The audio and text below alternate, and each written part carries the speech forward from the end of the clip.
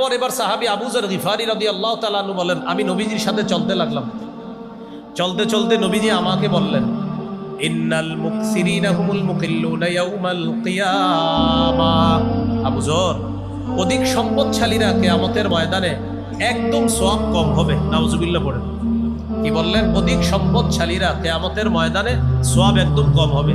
বাড়িওয়ালারা টেনশনে পড়ে যায় না, হাদিস পুরাটা শোনেন। বাড়িওয়ালা যারা টেনশনে পড়ে, হুজুর আপনি এটা কি বললেন, শুনে নেন পুরাটা। তো নবীজি প্রথম বললেন অধিক সম্পদশালীরা কিয়ামতের ময়দানে একদম নেকি কম হবে।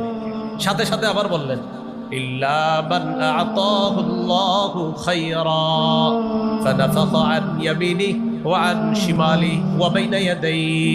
তবে আল্লাহ যাকে সম্পদ দিয়েছে তিনি ডানে দান করে, বামে দান করে, সামনে দান করে, পিছনে দান করে, নিকটাত্মীয় যারা তাদের হক আদায় করে, মিসকিনের হক আদায় করে, অসহায়ের হক আদায় করে, জাকাত ফরজ হলে জাকাত দিয়ে দেয়, সদকা করে, যাদেরকে আল্লাহ প্রচুর টাকা দিছে আর তারাও হক অনুযায়ী যাদেরকে দেওয়ার তাদেরকে দিয়ে দেয়।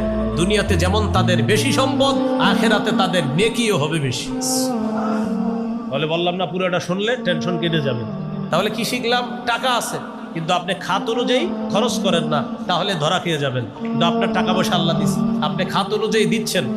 আপনি আপনার অসহায় বোনটার প্রতি তাকাইলেন, আপনি আপনার অসহায় ভাইয়ের প্রতি লক্ষ্য রাখলেন, আপনি মিসকিনের প্রতি লক্ষ্য রাখলেন, আপনার প্রতিবেশী এতিম যারা আছে তাদের লক্ষ্য রাখলেন।